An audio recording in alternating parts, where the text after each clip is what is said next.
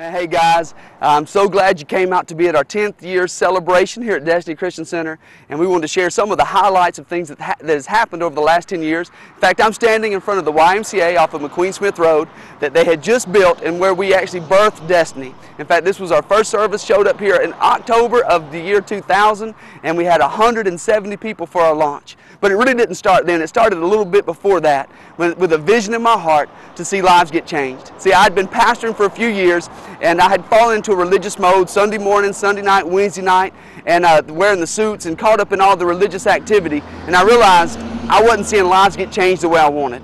And I realized that I got frustrated, and out of a desire to quit, God birthed something inside of me that I just wanted to see lives get changed, hearts be connected with God. And so what we did is we stepped out to do something different in the South, especially in Prattville, that was non-traditional. In fact, a lot of people said, you can't do that. You can't have church unless you dress a certain way.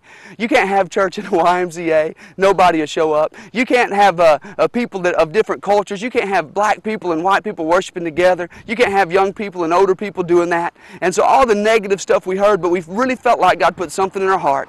And with a core group of about 50 people, we stepped out, began some training, did our practice services, and spent every dime we had. In fact, when we planted Destiny, I think we spent around $20,000 of money. That's all we had to plant the church. Now, compared to today, when we send out a church planter or when organizations do, they raise sometimes $75,000 to over $100,000 just for a launch that may or may not work. And we started out with no training, had no clue. We came to this place with those 50 believers, 50 core men, women, boys, and girls, and we created our front door teams. We started perfecting our children's teams and our worship team, and to create that atmosphere that we wanted to create. In fact, our goal was this. We wanted an atmosphere where God could show up, but we also wanted an atmosphere where people enjoyed being in there.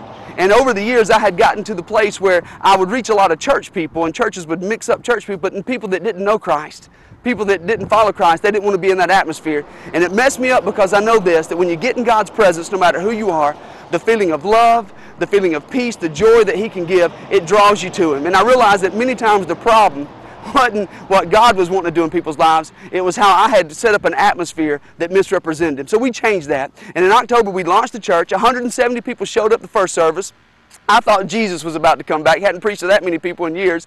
And then the next week, 121 believers. And from that point, all the way up to these last 10 years, man, God has done great things. We've seen thousands of souls get saved. And through our outreaches and ministries, we've seen marriages get healed.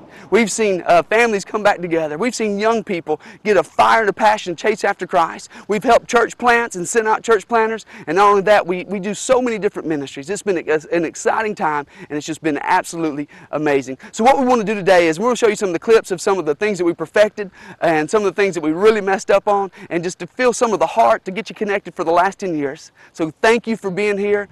Thank you for all that you've done, all the people that have served and made this happen, because we are a team. And most of all, we want to thank God because it was His goodness and His direction that led us here.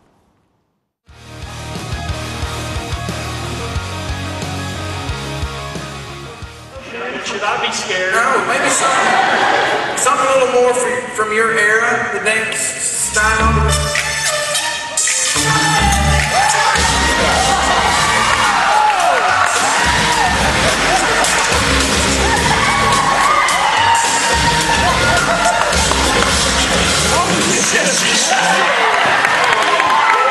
Who wants to see him dance?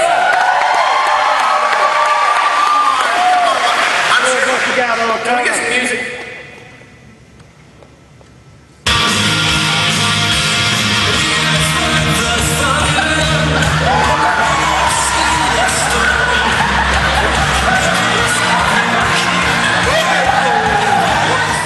I'm fixing to show you how to worship God on your back. It's His fault. Look what you did. You've been rebuked. You come into the kitchen and you're looking at the chores aren't done, and you see your daughter in there, your teenager, and you're saying, well, why aren't these chores done? And she's on her cell phone and IMing and on her MySpace and doing all that stuff, and finally she just looks at you and she gives you that look. She goes, leave me alone. And all of a sudden it boils up inside of you, and you're like, oh my goodness, I brought you into this world and I can take you out. Go to your room.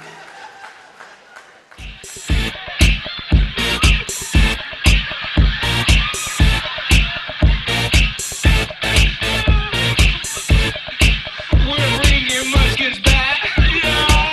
The other big road has got us back on track. Yeah. So bring your friends when you come back.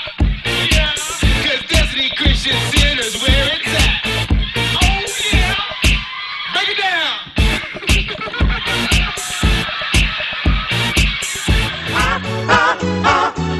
Anytime, anytime,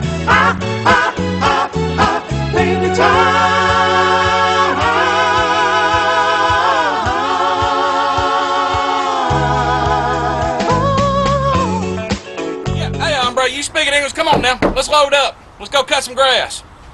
Are you kidding me? Are you serious? Do you understand the words that are coming out of my mouth? Come on, let's load up.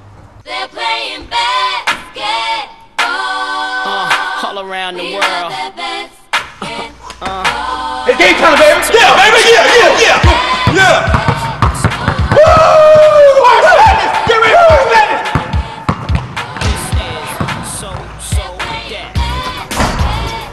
Madness! Okay, before all the religious people get mad at me, let me just read it for you. It says, it's better to have an ice pick in your eye than to be married to a condemning, controlling, and judge. Stop!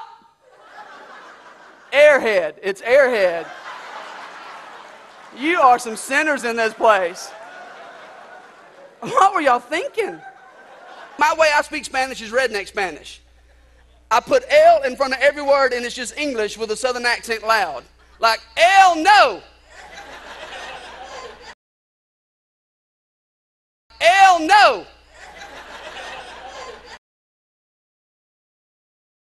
No. Do that. And the door's there shut, but at the same time,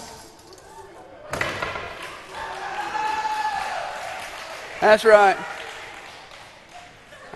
Whew. I almost took off running, I tell you that right now.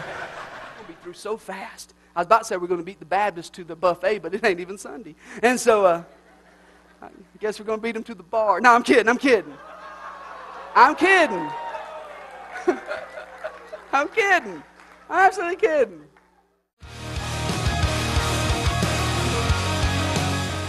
And so I found out that one day they were laughing. I said, what's going on? And I'd gotten into a habit, I guess, a few months ago, or about a year or so ago, saying, come on, somebody. Come on, somebody. Come on, somebody. Come on, somebody. Come on, somebody. Come on, somebody. Come on, somebody. Come on, somebody.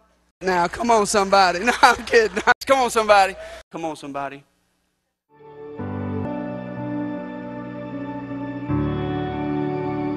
One of the state's largest Easter services happened in Prattville this morning.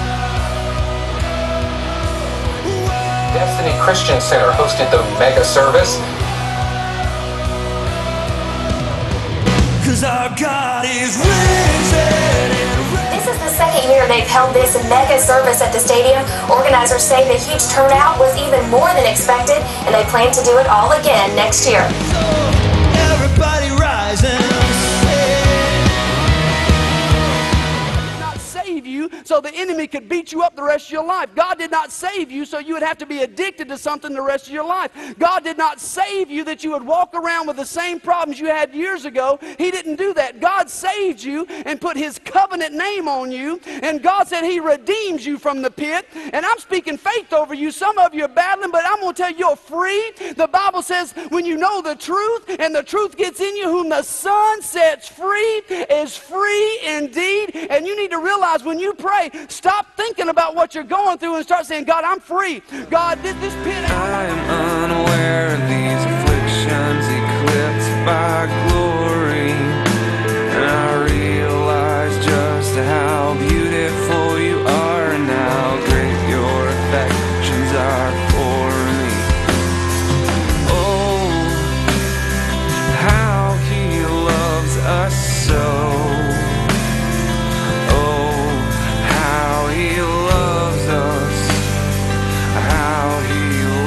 Us so.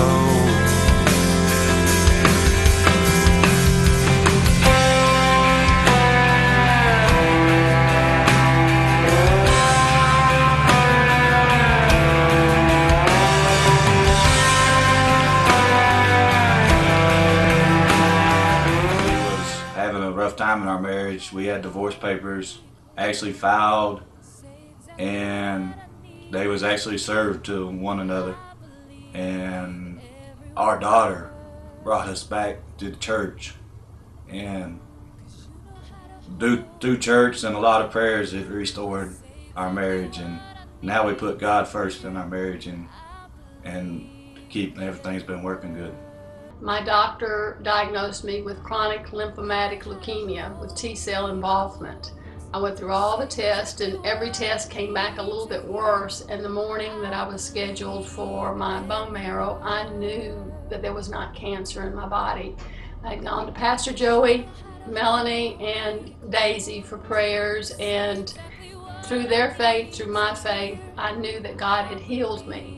I'd lost my husband, my stepfather, and my best friend to cancer, and my faith arose to the challenge, and I knew at that time that I was healed. And sure enough, when I went back to the doctor, he said, whatever you've been doing it right, because there's not a sign of cancer in your body.